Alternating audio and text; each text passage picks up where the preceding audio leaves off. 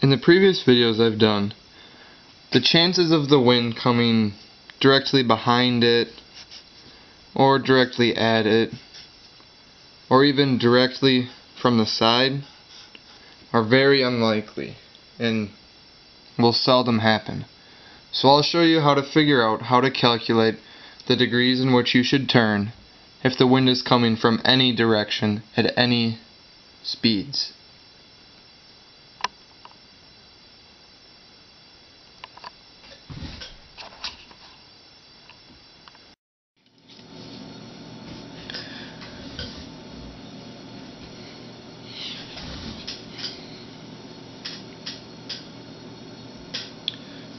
In the previous videos I've done, the wind has been coming at the airplane directly as a headwind, directly as a tailwind,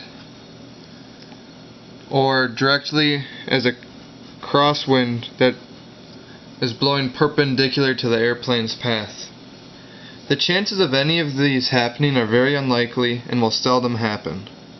So in this video I will be showing how to counter the wind while it's coming at you from an angle that's more likely to happen and a little more difficult to work with.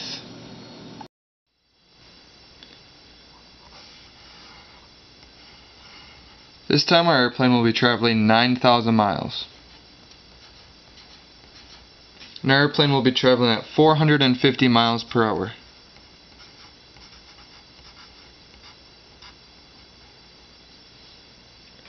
We'll say that the wind's blowing at 36 miles per hour. And it's going at 137 degrees compared to the airplane's path. So to figure out how far west this wind is going to blow us, we need to first figure out how long it will take to get from point A to point B. To do this, all we do is take 9,000 divided by 450, which ends up equaling 20 hours.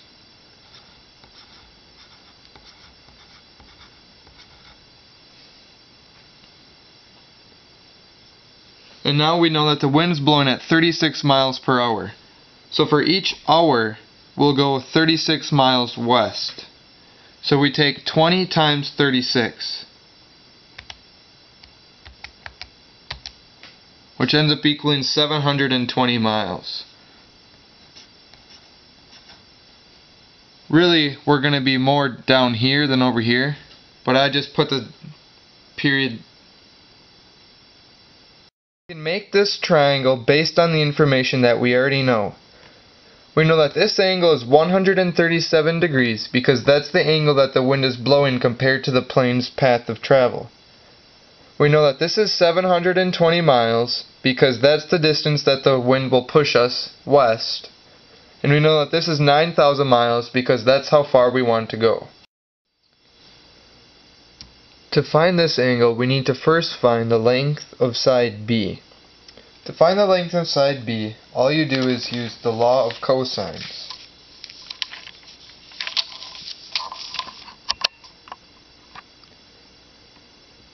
Which states that b squared equals a squared plus c squared minus 2ac times the cosine of angle B. After working out this problem, I got b to equal 9,539.2. So I plugged 9,539.2 in for side B. Now to find side A, we have to use the law of sines. Now that we found side B, we can now find angle A by using the law of sines. The law of sines states that side A over sine of angle A equals side B over the sine of B equals side C over the sine of angle C. So after working out this problem, I found A to equal 2.95. So we now know that angle A equals 2.95 degrees.